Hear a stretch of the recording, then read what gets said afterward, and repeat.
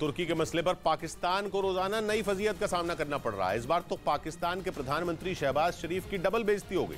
शुरुआत तब हुई जब तुर्की ने शहबाज शरीफ की यात्रा पर रोक लगा दी।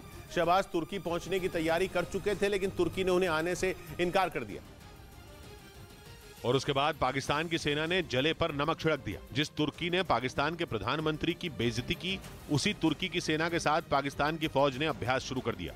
जिस इस्लामाबाद में पाकिस्तान के प्रधानमंत्री शहबाज शरीफ खुद बैठते हैं, वहीं पाकिस्तान की सेना उनके जख्मों पर नमक छिड़कती रही। 2 दिन भी नहीं बीते जब तुर्की ने शहबाज शरीफ की पूरी दुनिया के सामने फजीहत की थी। तुर्की ने शहबाज शरीफ की यात्रा पर तब रोक लगाई जब उनका प्लेन उड़ान भरने के लिए तैयार था, जबकि शहबाज शरीफ तो भूकंप से बेहाल तुर्की की मदद के लिए ही जाने वाले थे। और तुर्की ने ऐसा उस वक्त किया था जब भारत से तुर्की को भारी भरकम मदद मिल रही थी। यानी एक तरफ तुर्की और भारत के बीच दोस्ती और भाईचारे का नया रिश्ता बन रहा था, दूसरी तरफ पाकिस्तान की दशकों पुरानी दोस्ती की धज्जियां उड़ाई जा रही थी।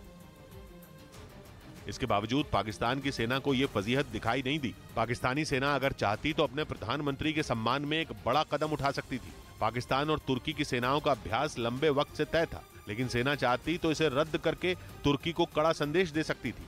लेकिन पाकिस्तान की सेना ने भी प्रधानमंत्री का लिहाज नहीं किया। दोनों देशों की सेनाएं मिलकर अभ्यास करती दिखी। दोनों देशों के फौजी एक साथ गोलीबारी करने, दुश्मनों का पीछा करने, बम बरसाने और तलाशी अभियान चलाने का अभ्यास करते रहे। इस ड्रिल के जरिए तुर्की और पाकिस्तान की दोस्ती दिखाने की कोशिश की गई। इधर कांग्रेस महासचिव प्रियंका गांधी के पति रॉबर्ट वाड्रा के बयान पर बीजेपी ने पलटवार कर दिया।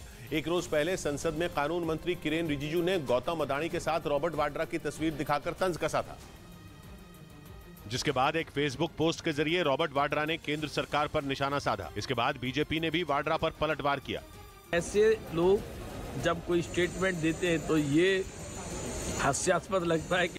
बीजेपी ने यह भी आरोप लगाया कि यूपीए सरकार में राजस्थान और हरियाणा में रॉबर्ट वाड्रा को गलत तरीके से फायदा पहुंचाया गया था।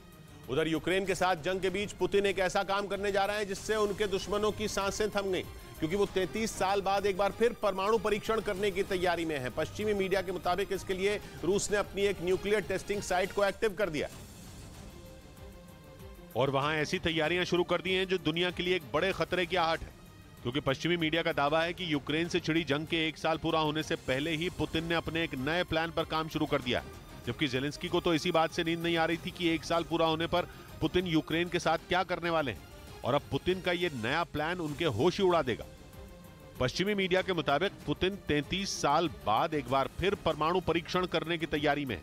यानी वो जंग के बीच ही अमेरिका समेत पूरे यूरोप को ये दिखाने जा रहे हैं कि रूस पर किसी के बैन का कोई असर नहीं हुआ, बल्कि वो ज्यादा ताकत के साथ अपने दुश्मनों से टकराने के लिए तैयार है। पश्चिमी मीडिया के मुताबिक पुतिन परमाणु परीक्षण करके अपनी उसी ताकत की नुमाइश करना चाहते हैं, ताकि यूक्रेन की मदद कर रहे देशों में उनका खौफ फैल जाए। और इसके लिए पुतिन ने उसी टेस्टिंग साइट को चुना जहां वो 100 से ज्यादा बार परमाणु परीक्षण कर चुके हैं। रूस एक बार फिर नोवे ज़िम्लिया द्वीप पर यह परीक्षण करने जा रहा है। यह द्वीप रूस के उत्तर में आर्कटिक महासागर में मौजूद है, जहां 1990 तक रूस ने 132 बार परमाणु परीक्षण किए थे। इसी द्वीप पर रूस ने दुनिया के सबसे ताकतवर कहे जाने वाले जार नाम के बम का भी टेस्ट किया था, और अब वो फिर एक बार पूरी दुनिया को दहलाने की तैयारी में जुटा है। पश्चिमी मीडिया की खबर के मुताबिक इसके लिए नोवे ज़िम्लिया द्वीप पर बनी टेस्टिंग साइट पर जोर शोर से तैयारियां की जा रही हैं। हालांकि रूस इस कोशिश में भी जुटा है कि इस बात की भनक किसी को न लगे।